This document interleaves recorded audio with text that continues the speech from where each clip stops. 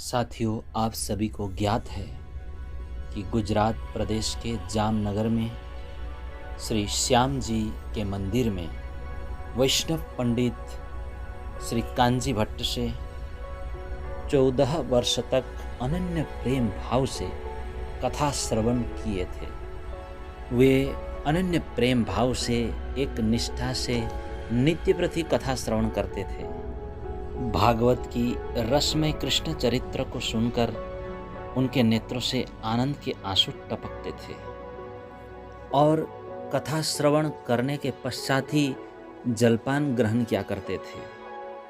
कभी कभार विलंब से पहुंचते तो कथा छूट जाती, तो भागवत मंगाकर उन्हीं श्लोकों को कांजी भट्ट से श्रवण किया करते थे। तो इस प्रकार दृढ़ नियम के चलते कांजी भट्ट भी प्रभावित हो गए थे, खुश हो गए थे। इसलिए साथियों, शहर के बड़े बड़े धनाढ्य चौधरी लोग भले कथा में आकर पहले बैठ जाए, लेकिन देवचंद्र जी के आने से पूर्व कथा प्रारंभ नहीं करते थे। इसलिए कई वैष्णव जन देवचंद्र जी के विरोधी बन गए, ईर्ष्या करने लगे, इनके विरोध प्रचार करने लगे। अब ये लोग श्री देवचंद्र जी में दोष ढूंढने लगे। भागवत की कथा द्वादशी के दिन नहीं होती थी, इसलिए देवचंद्र जी महाराज निराहार रहते थे, क्योंकि आत्मा को आहार न मिला।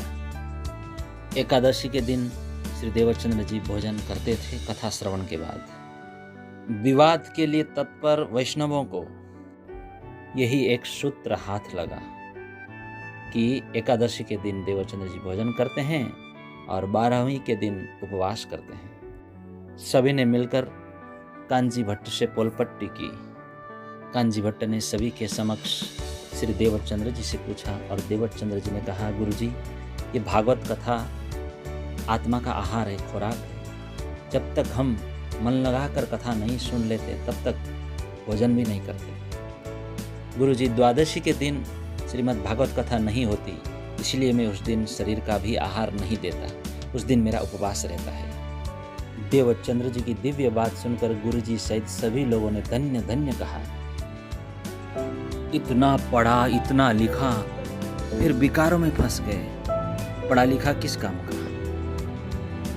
कई लोग तो ईर्ष्या करने लग जाते हैं, लेकिन ध्यान दीजिए, ईर्ष्या सिर्फ आपको ही खाती है, आपको ही नीचे लाती है, क्योंकि ईर्ष्या एक राक्षसी भावना है।